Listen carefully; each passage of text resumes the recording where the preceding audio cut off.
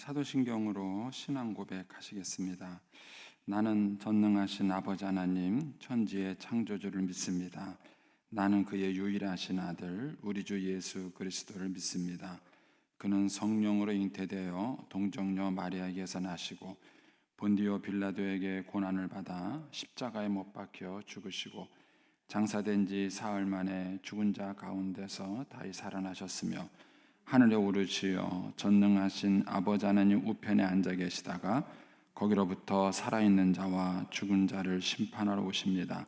나는 성령을 믿으며 거룩한 공교회와 성도의 교제와 죄를 용서받는 것과 몸의 부활과 영생을 믿습니다. 아멘.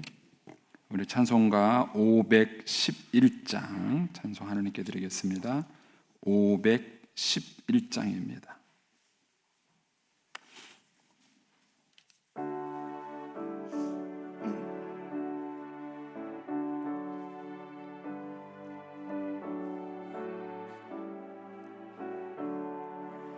예수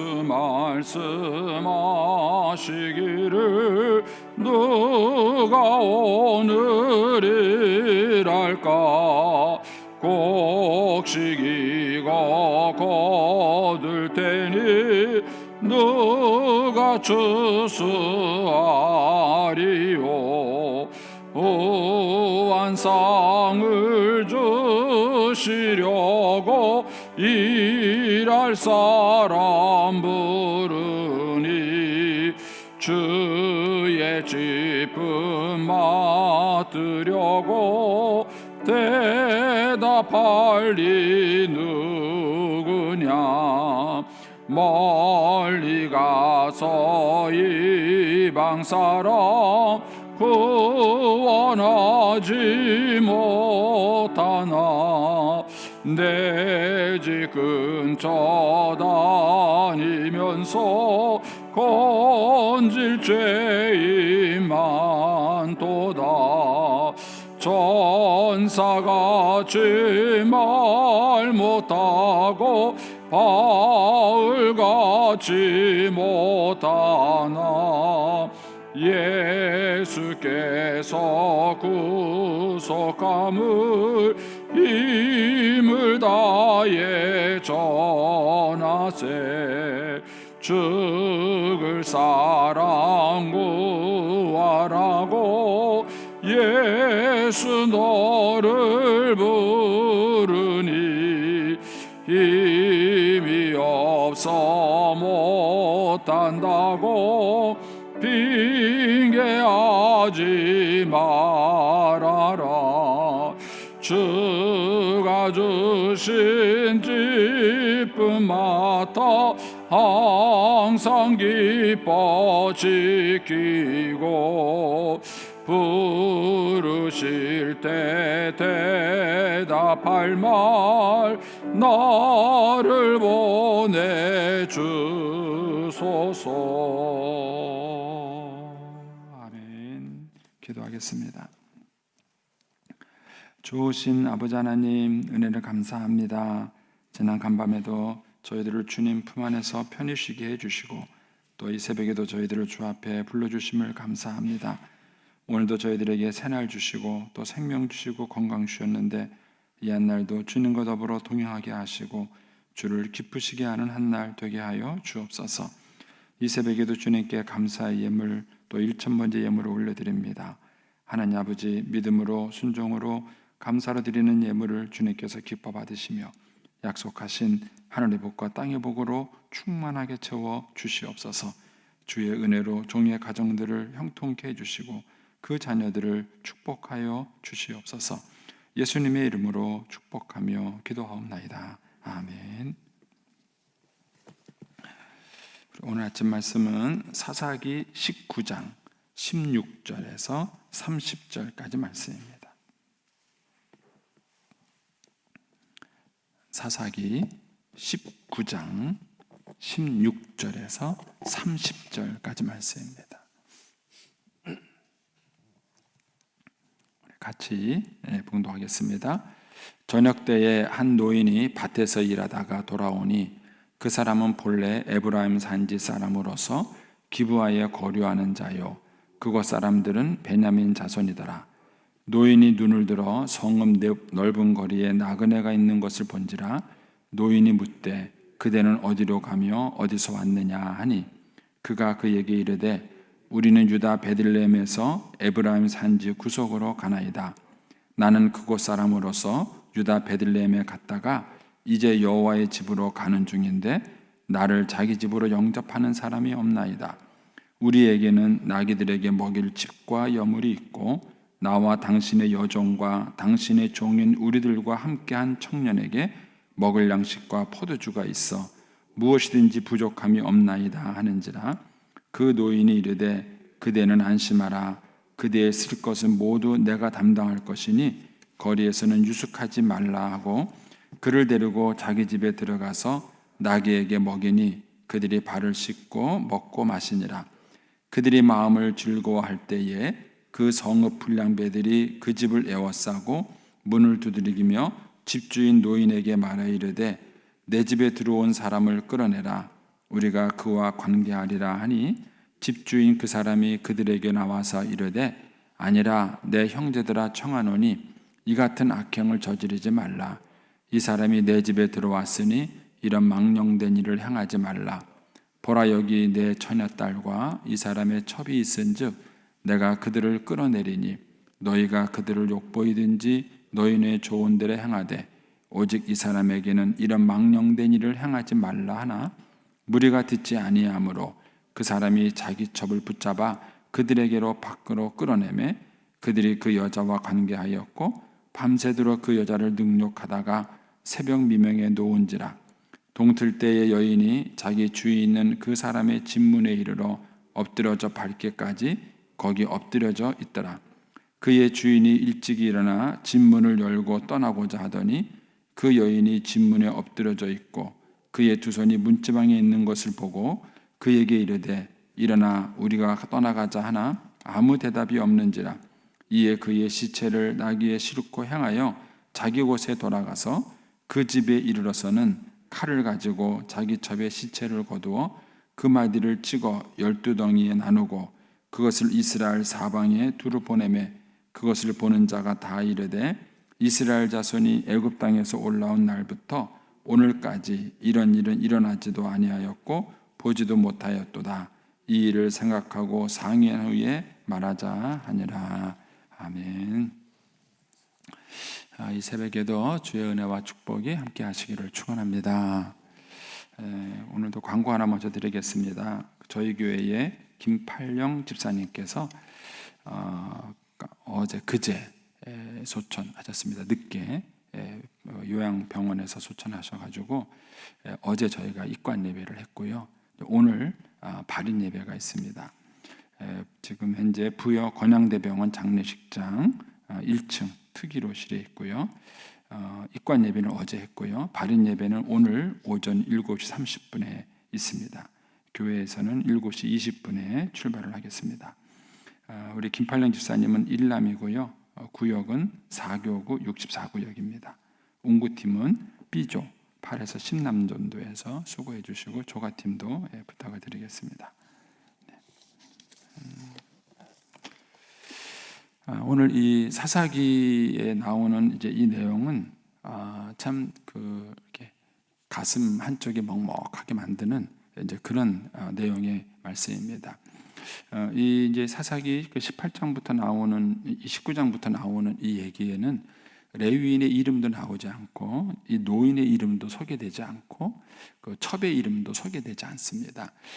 그냥 어떤 한 사건, 어떤 사람, 어떤 레위인, 어떤 노인 이렇게 말을 해서 어떤 한 사람의 사건을 소개하기보다는 이 시대의 그런 이제 사회상을 소개하기 위해서 이제 얘기를 이 사건을 소개하고 있는 것입니다.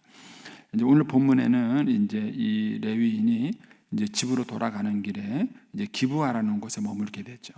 이제 이 당시에는 호텔이나 이제 여관 같은 그런 숙박 그런 뭐랄까요 업계가 발달되지 않은 그런 시대이기 때문에 나그네들이 이제 이동을 할 때 그 동네 사람의 누군가에게 이제 대접을 받는 이제 그런 이제 풍토였죠. 근데 이제 이 사람이 기브아에 왔을 때 아무도 이 사람을 영접해 주지 않았을 때 여기에 사는 이제 한 노인이 이제 이 사람을 집에 영접합니다.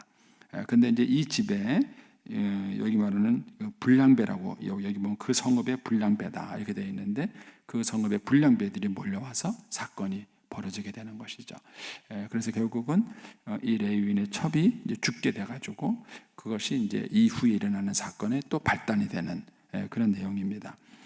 이제 본문의 그 사건을 이렇게 보면은요, 이 당시에 이제 사사기 시대 때 이스라엘 백성들이 얼마나 타락했는가 하는 것들을 이 사건을 통해서 보여주고 있는 것입니다. 제가 한 7가지로 이제 정리를 한번 해봤어요. 이 시대의 타락상이 이 이야기 속에 어떻게 담겨져 있는가를 한 7가지 정리해봤는데, 처음에는 노인을 협박했습니다. 여기 보면은 16절에 저녁 때 한 노인이 이렇게 말합니다. 이 노인인 사람을 협박했고요. 두 번째는 나그네를 협박했죠. 이제 이 나그네 이 둘 다 이 동네에서는 힘이 없는 사람입니다. 더구나 이제 16절에 보면은 저녁 때 한 노인이 밭에서 일하다가 돌아오니 그 사람은 본래 에브라임 산지 사람이다. 그러니까는 뭡니까 므낫세 지파 사람인 거죠. 그 에브라임 산지이니까. 근데 이 여기 사람들은 베냐민 자손 사람들의 사람인 거죠. 그러니까는 지파가 다른데 아마 이 사람이 베냐민 지역에 와서 거주하고 사는 거예요. 그러니까 소위 말하는 자기네 그 동네 사람이 아니라는 사람에 대해서 텃세를 부린 것이죠. 그러니까 노인에다가 자기네 동네 사람이 아니니까 텃세를 부린 것입니다. 그래서 이제 이 노인을 이제 협박했고 나그네도 당연히 지나가는 사람이니까 힘이 없겠죠. 그러니까 이 나그네를 이 사람이 협박하는 모습이 있었습니다. 세 번째는 동성애가 있었습니다. 여기 이제 22절에서 24절에 나오는 내용은 소돔과 고모라 성에 있는 창세기 19장에 소돔과 고모라 성에 있는 사건과 아주 유사합니다. 그 사건을 비교해서 읽어보시면 사건이 일어나는 발단, 이를 처리하는 방법 이런 모든 것들이 아주 똑같습니다. 그래서 이제 동성애가 있었다는 사실을 알 수 있고요. 네 번째는 힘없는 한 여인이 버림을 받아요. 그러니까 이 노그네와 특별히 이 레위인이 자기 생명을 지키기 위해서 이 여자를 희생양으로 삼는 것이죠. 그래서 이 여자가 희생양이 되고요. 그다음 다섯 번째는 집단 성폭행이 있었습니다. 그리고 여섯 번째는 밤새도록 이 여자를 능욕하는 인권 유린이 있었습니다. 그리고 이제 일곱 번째는 여자를 그냥 갖다 버렸어요. 그래서 외롭게 여자가 죽어갑니다. 저는 이제 여기 보면은 참 마음이 이제 짠한 게 뭐냐면은 거기 몇 절이죠? 그 27절에 가면은 이런 말이 있어요. 26절부터 보면 동틀 때 여인이 자기 주인이 있는 그 사람의 집 문에 이르러 엎드려져 밟기까지 거기 엎드려져 있었더라. 이때까지 이 여자가 아직 죽은 거 아니에요. 숨이 끊어진 것이 아닙니다. 그런데도 그냥 버리고 간 것이고요. 여자는 도움을 구하는데 도움 못 받은 거죠. 27절에 가면은 그의 주인이 일찍 일어나 집문을 열고 떠나고자 하더니 그 여인이 집문에 엎드려져 있는데 그의 두 손이 문지방에 있었다. 저는 이 표현이 가슴이 참 짠해요. 그러니까 이제 뭔가 이 여자가 문을 두드리려고 했든지 뭔가 열려고 시도를 했는데 힘이 없는 거예요. 아마 여기도 기어왔는지도 몰라요. 여기까지도 기어왔는지도 모르고 기어와서 뭔가 이렇게 문을 열려고 하다가 시도가 하다가 그냥 거기서 그냥 문지방에 손을 탁 얹고 죽은 거예요. 그러니까 이 모습을 상상을 한번 해보면은 정말 가슴이 짠해요. 그러니까는 그냥 생명 유린이 있었습니다. 그러니까 생명을 너무 가볍게 여기는 유린이 있었어요. 만약에 여기에 있는 이제 7가지 제가 열거를 했는데 이 7가지 중에서 어느 한 가지라도 하나님을 경외하는 신앙이 있었다면은 절대로 일어날 수 없는 일이에요. 절대로 일어날 수 없는 겁니다. 그런데 이런 7가지 일이 이 사회에 있었다는 얘기는 이 사람들이 하나님을 믿고 있지 않았다는, 하나님을 경외하고 있지 않다는 반증이에요. 이런 것들을 통해서 이들이 얼마나 하나님을 떠나고 불순종하고 살았는가 하는 것들을 이걸 보여주고 있는 것입니다. 근데 저는 이제 7가지를 쭉 정리를 하면서 이 7가지 중에서 우리 한국 사회에 없는 게 있나요? 저는 이 7가지가 우리 한국 사회에 다 있어요. 지금 현대 우리 한국 사회에 다 있습니다. 이렇게 놓고 보면 지금 우리나라는 굉장한 위기입니다. 하나님께서 경고한 사사시대 때 가장 타락을 해서 하나님께서 경고하고 경고했던 그 사사시대 때 위기가 지금 우리나라에 그대로 있는 거예요. 만약에 이제 이 위기가 우리가 극복되지 않는다면은 어떤 하나님의 심판이 우리 민족 가운데 임할지 모릅니다. 우리 민족 가운데. 저는 이제 이런 면에서 지금 우리에게 정말 필요한 것은 경제 부흥이 아니에요. 영적 부흥입니다. 역사에 보면 프랑스가 그 서구 유럽 사회가 굉장히 타락했을 때 일어난 것 중에 하나가 프랑스 혁명이에요. 가난한 사람들이 더 이상 가난하게 살 수 없다. 귀족들에게 이렇게 우리가 유린당할 수 없다. 그러면서 혁명이 일어났습니다. 그 혁명 때문에 많은 사람들이 죽었습니다. 그런데 그 똑같은 혁명이 영국에서도 일어났습니다. 영국은 바다 건너에 있기 때문에 대륙하고는 약간 다른 형태에 있었죠. 똑같이 그 당시에도 영국 사회가 똑같이 썩었어요. 그런데 그 영국 사회는 소위 말하는 무혈혁명, 피를 흘리지 않은 혁명이 일어났습니다. 그 혁명의 주도자가 누구냐면 요한 웨슬레 목사님이세요. 그 요한 웨슬레 목사님이 영적 부흥 운동을 일으키면서 자발적 회개 운동이 일어난 거예요.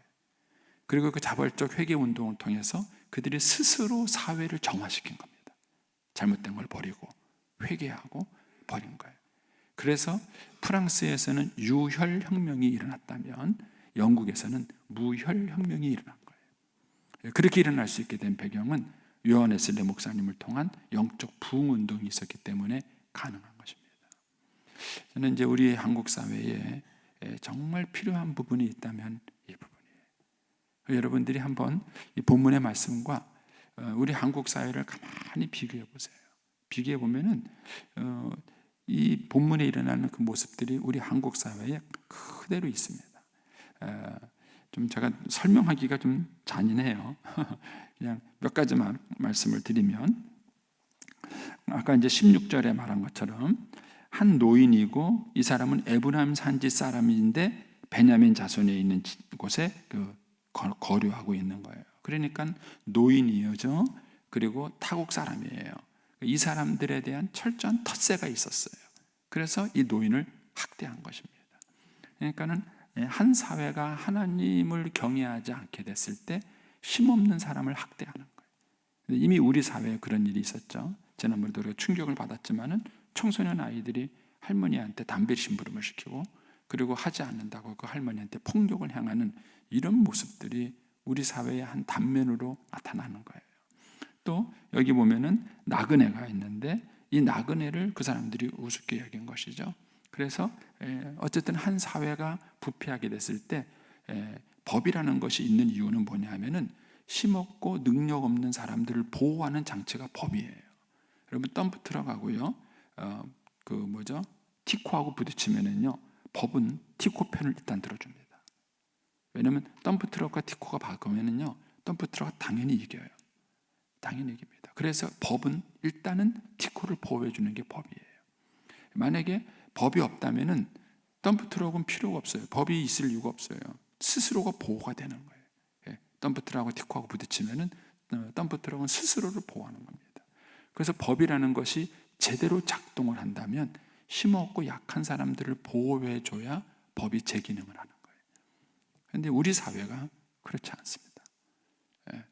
그러니까 이런 것들이 철저하게 우리 사회가 얼마나 위기인지를 여러분들이 보셔야 돼요. 뭐 경제 성장이 얼마나 됐느냐, 뭐 돈이 얼마나 벌었느냐, 그게 우리나라를 평가할 수 있는 기준이 아니에요. 그런데 지금 우리 사회가 속고 있는 것입니다. 그런데다가 여기에 보면 22절에 가시면 그들이 마음을 즐거워할 때 그 성읍 불량배들이 그 집을 에워싸고 문을 두드리며 집주인 노인에게 말하 이르되 내 집에 들어온 사람을 끌어내라. 우리가 그와 관계하리라. 우리가 그와 관계하리라 라는 이 얘기가 동성애에 대한 완곡한 표현이에요. 창세기 19장과 비교해 보면은 거기도 똑같은 표현이 나옵니다. 그러니까는 동성애가 지금 이 불량배들에 의해서 합법적으로 행해지고 있는 거예요. 합법적으로 행하는 거예요. 근데 이미 우리 사회는 이 동성애를 합법화시키려는 많은 시도들이 이미 있어요. 이런 분위기가 이미 형성이 되어 있다는 것이죠. 그 다음에 23절에 가면은 집주인이 그들에게 나와 이르되 아니라 내 형제들아 이 같은 악행을 저지르지 말라. 이 사람이 내 집에 왔으니 이런 망령된 일을 행하지 말라. 이것도 똑같죠. 이제 창세기 19장에 나오는 내용과 똑같아요. 그리고 24절에 보면은 보라 여기 내 처녀딸과 이 사람의 첩이 있은즉 내가 그들을 끌어내리니 너희가 그들을 욕보이든지 너희 눈에 좋은 대로 행하든지 오직 이 사람에게 망령된 일을 행하지 말라. 이렇게 얘기를 해요. 이 부분도 창세기 19장에 나온 부분과 똑같습니다. 그래서 이 기브아 사람, 이 베냐민 사람들의 타락상을 소개하는데 그 단면이 뭐냐? 그게 성적 타락이에요. 성적 타락입니다. 그러니까 한 사회에서 일어나는 그 성적 타락이 그 사회의 도덕성을 평가해주는 바로미터가 되는 거예요. 근데 이미 이제 우리 사회는 벌써 지방자치도장 2사람, 벌써 3사람 아니죠. 이미 계속 반복되는 사건이 계속해서 우리 사회에 일어나고 있습니다. 그것이 무슨 불량배들에 의해서 일어나는 게 아니에요. 이런 것들이 일어나는 것들에 대해서 우리 예수 믿는 사람들이 경종을 가져야 됩니다. 이런 것들을 이제 회복할 수 있는 길은 뭐냐? 성경에서는 그게 법이 아니에요. 법이나 제도가 아니에요. 이 사람들을 회복할 수 있는 길은 뭐냐? 영적 회복이에요. 그 영적 회복만이 이 사회를 다시 회복시킬 수 있는 길이 되는 것입니다.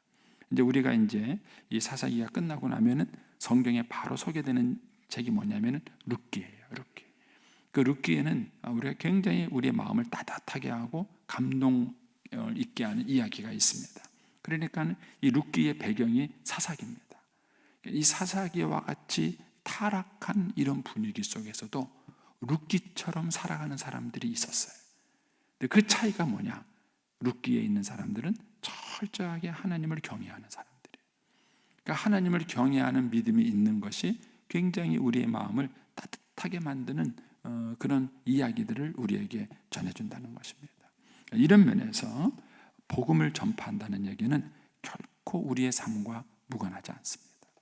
또 우리의 자녀들에게 신앙을 교육시킨다는 것도 역시 우리의 삶과 무관하지 않습니다. 그래서 잠언서에 보면은 지혜가 뭐냐 이렇게 말했을 때 여호와를 경외하는 게 지혜다. 그것이 지식의 근본이다. 이렇게 말을 하는 거예요.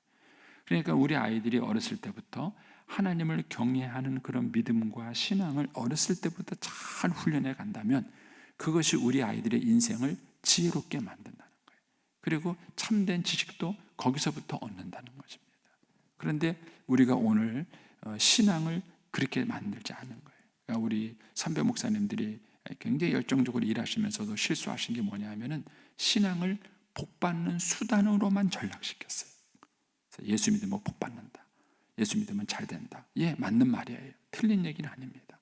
그런데 그 부분만 너무 지나치게 강조하면서 우리가 예수 믿는 이유가 뭐냐? 그냥 복받는 하나의 수단으로만 그걸 전락시켜버린 것입니다. 그런데 예수 믿는 것이 단순히 복받는 수단만은 아닌 것입니다. 우리가 예수 믿고 복받는 것은 맞지만 그러나 예수 믿음으로써 우리의 삶의 변화가 일어나는 거예요. 한 삶의 개혁이 일어나는 것입니다. 그래서 신앙이야말로 우리 아이들의 삶을 바로잡아 줄 수 있는 유일한 통로인 것입니다. 이런 면에서 우리가 아이들에게 어렸을 때부터 말씀을 가르치고 신앙을 가르치는 것은 악한 세상으로부터 우리가 그 아이들을 보호하는 것입니다. 그리고 그런 면에서 그들이 참된 축복을 받는 거예요. 우리가 이제 요새 수요일 날 통성경도 배우지만은 이스라엘 백성들이 결국은 그렇게 바벨론 포로로 잡혀가게 된 이유가 뭔가? 그들이 신앙을 떠나서 그 사회가 타락했기 때문에 그래요. 그래서 그 예언서를 읽을 때에 이런 관점에서 읽으시면 그 선지자들이 그 시대의 타락상을 지적할 때 항상 이런 부분을 지적하는 거예요. 그들이 율법에 어긋나서 그들의 삶이 얼마나 타락하고 죄악된 삶을 살아가는지를 그 선지자들이 고발하는 것입니다. 그런데 그런 고발의 핵심은 뭔가? 그들이 하나님을 떠났기 때문에, 그들의 신앙이 타락했기 때문에 그 열매로 생긴 것이 사회적 타락이에요. 이런 시각을 우리가 볼 수 있어야 합니다. 그래서 정말 이 시대에 필요한 것은 참된 영적 부흥인 것입니다. 저와 여러분이 우리 민족을 위해서 기도하시고 정말 다시 한번 우리 민족 가운데 영적 부흥이 다시 한번 일어나서 하나님께서 우리 민족을 다시 축복하시고 사용하시는 그런 민족이 될 수 있도록 여러분 기도해 주시기 바랍니다. 기도하겠습니다.